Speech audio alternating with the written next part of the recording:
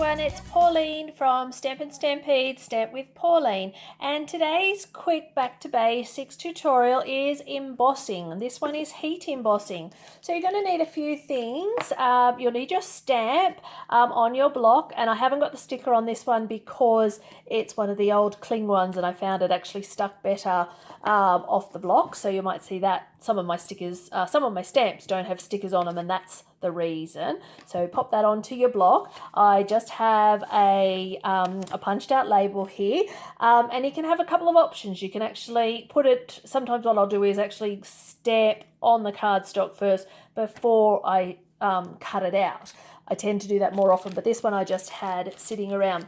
So what you're going to do is actually take your embossing buddy. And the embossing buddy, you're going to tap onto your cardstock, and that will actually leave a residue of powder on there. And that means that the little dags won't hang around and hopefully stick. Some of the embossing powder with static will actually stick on there. The other thing you need is your Versamark ink pad. So what you're going to do is ink up your stamp. And I'm not sure if I'll get this straight because I've got the camera in my face, but we'll give it a go. So you just pop that onto there, and you might not be able to see much at the present moment. I think it looks all right. So these containers I've actually just got from the supermarket, and I've just put my embossing powder in here, and you're just going to tip over and give that a little bit of a flick to get off any of the extra static dags. And then if you've missed any parts there, you can just come back in and tap off that so that everything's covered.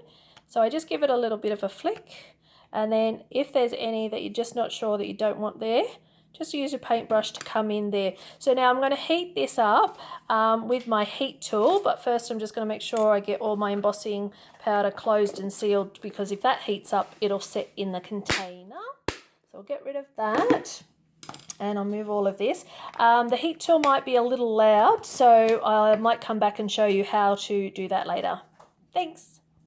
Alright, so we're just back, and I'm just going to now use the heat tool to emboss this image. I'm just using my paintbrush, or you can use a pair of tweezers or whatever you like, a skewer. So this might be a bit loud. What you're going to look for with this is it's quite dull at the moment, and you'll actually see as you progress, the heat will actually change this to a brighter sort of colour, but just make sure you don't go too far, because you can actually burn your cardstock and burn the embossing. So here we go.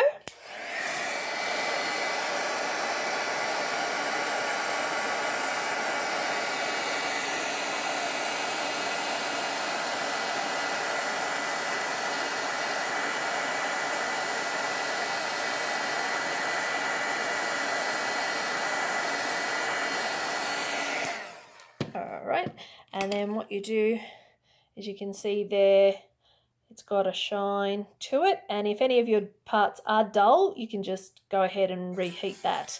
Okay, thanks.